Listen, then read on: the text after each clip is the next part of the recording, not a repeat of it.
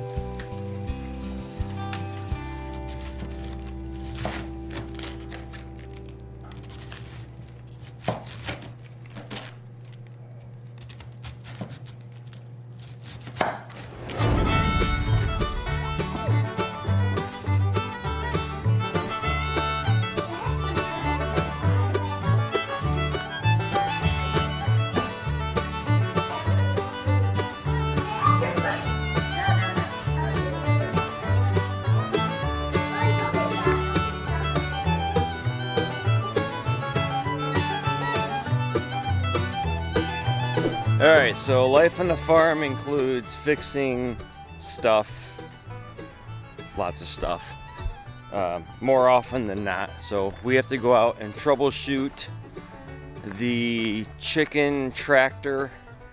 I guess it's got a flat tire that the kids reported back to me, which probably means that it was flat for a long time that I didn't know about.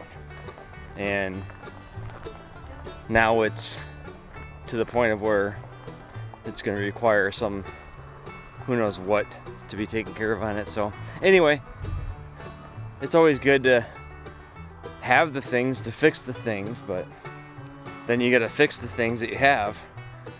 So that's the life of the farm though. So let's see what we got going on here. Alright, so back to it now.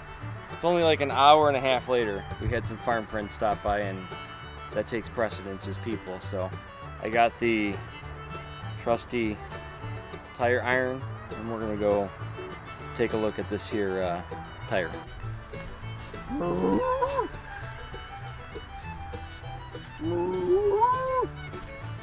What are you doing? Huh? What are you doing? Mooing.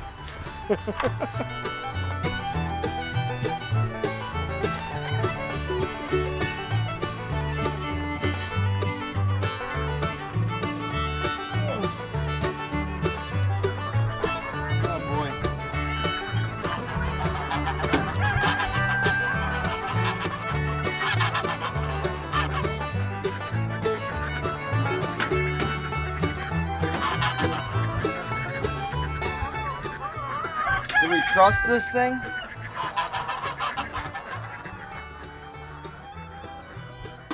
I just know it's cutting into this here. Well, it's a farm jack, right?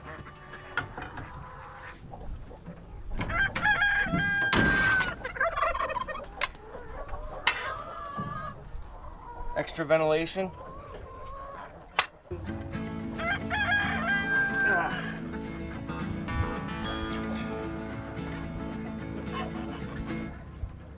I don't know, I might be able to put a strap around this thing and get it to inflate a little bit.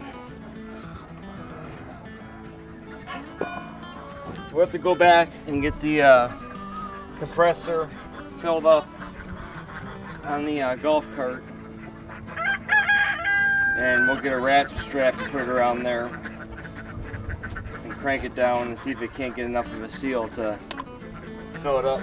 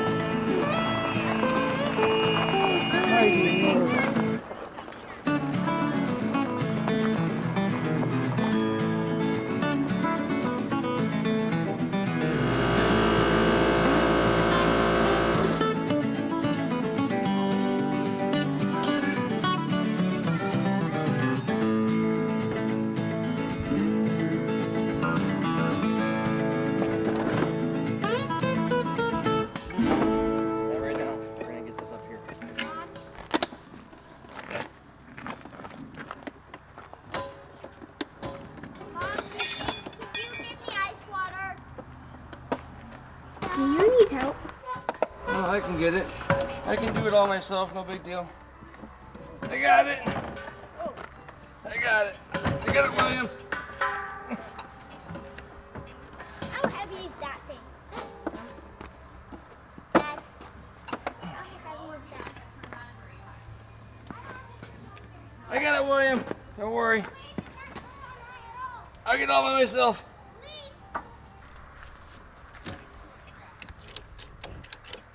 I don't want to do that tight. I want to do it tight. Yeah, you might. Yeah.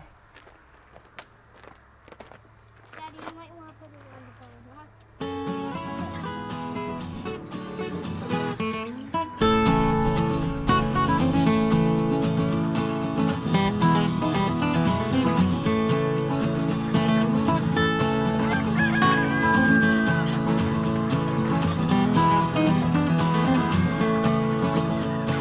All right, we're gonna try this technique. What is it? You gotta wrap the tire and crank it up and get it to where it seats around the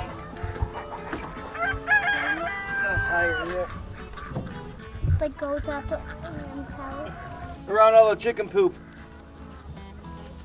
Here. I'll help Dad. Yeah, you hold it in the center of the tire there. Right here. Well, first we gotta get the tire back here. Kind of get it on there, roughly.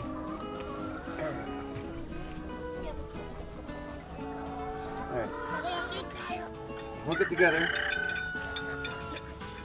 Now what I need you to do though is it needs to go in the center of the tire. Right here.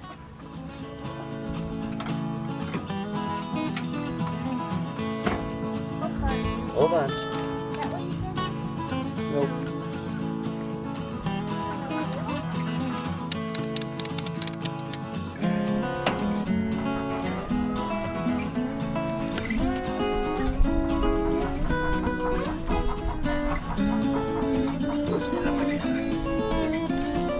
Not quite where I want it. It's worth it to take the time for it to get centered up on the tire.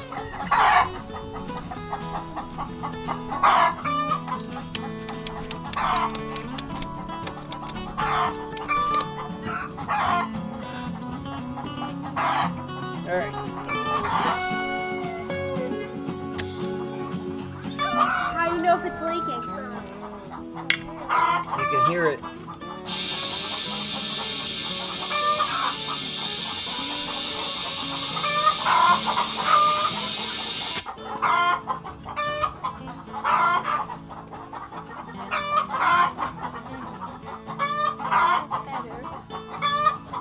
I think with that crank there, we may have sealed it.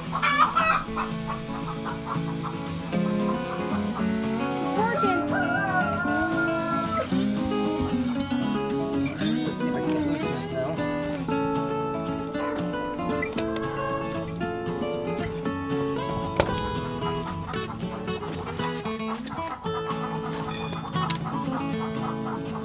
I don't even know what.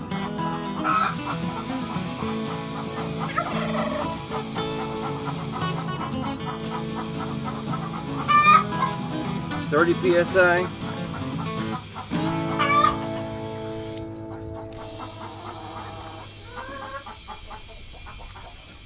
No, it's holding there at least a little bit. 40.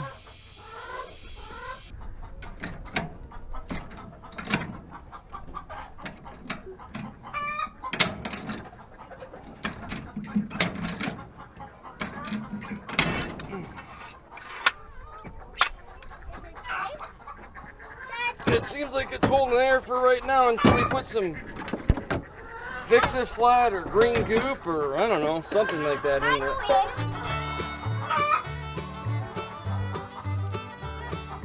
These tires have been on here for a little while.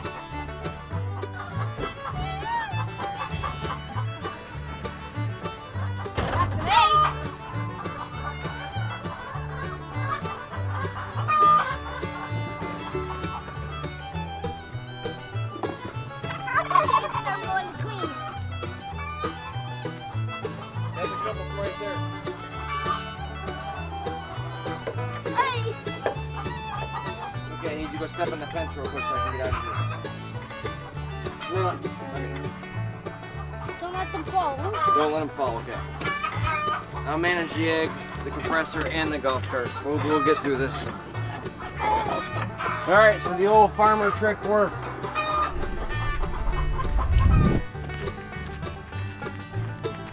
All right, so this is the east edge of our property line, and we have a 5-wire hot fence. It's about every 8 inches, comes up to about 40 inches tall. We learned that from Greg Judy. It helps to stop deer from catching it with their hooves as they have to jump the property line back and forth. So that's just one of the things that we learned from him. Another thing I wish I would have learned from him sooner is the use of the fiberglass post, because they do not ground out as quickly or at all when you have the fence come off of one of the posts or have contact with the T-post. So we do have the metal T-post. But we are walking down the line here because we've got a couple spots that need to be checked because they're grounding out, and we want to keep the fence nice and hot so that it keeps the animals in and so they don't get out. So that's what we're doing, checking fence.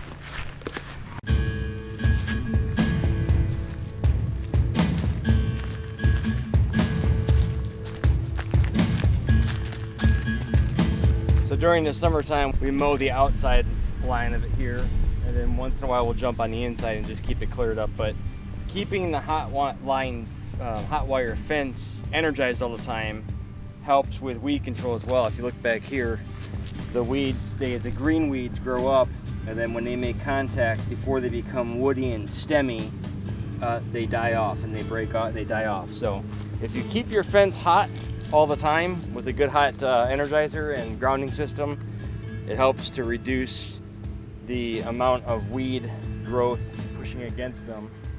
And another trick we learned is if you keep it in a fence line, there's more of the tree cover area that it doesn't allow the undergrowth to grow up as much and overtake your fence. So it's a little bit more of a, if you can keep it kind of in an area that's more shaded and treed, it's a little bit more work to get it set up initially, but it also keeps back all of the pasture grass or the weeds from growing up along that fence line. So there's always maintenance involved, but it's just part of it.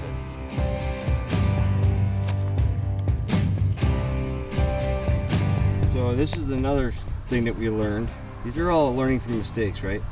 This is another thing we learned is when you have a hot wire fence, even though you can have insulators running right here, you have these holders, I forget the name of it actually, a U-staple, maybe it's called, U-nail. But when you put them in like this, the tree starts to grow around them and then starts to break off or starts to compress the insulators to the point of where it will ground it to the tree itself. So something you have to do is, if you're going to use these at all, you have to keep them loose, like this here. You can see the tool, it can fit in there. So they have to be either be kind of like really loose, just tacked in there, especially around anything that grows, like trees, because you know fence posts don't grow necessarily, but the trees do. So this is like an area that we loosened up. Or you just purchase the actual ones that you screw into the tree, and they're called a hold off post or a stay post. So this spot right here is actually worn through to where the wire is exposed, and the insulator is no longer working. So we had to obviously move this one. All little things that, you know, it might seem great and dandy and neat to save some money while you're installing it by using these. Something we've learned is that easy is not always better, and easy does not always mean it'll be easy in the long term versus in the short term of throwing it together. So taking some time to learn from people's mistakes is a-okay. The trees are nice because they are good strong points of contact, but on the same hand, they cause issue. So these are ones they screw into the tree.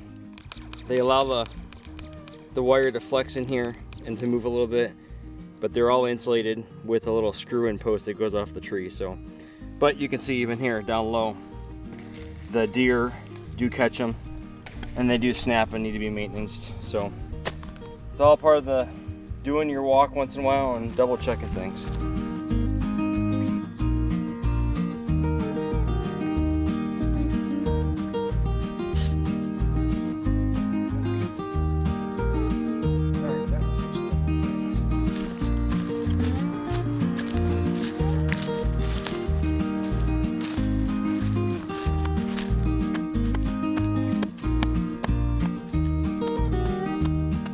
Anything that gets up against the fence itself can ground it out.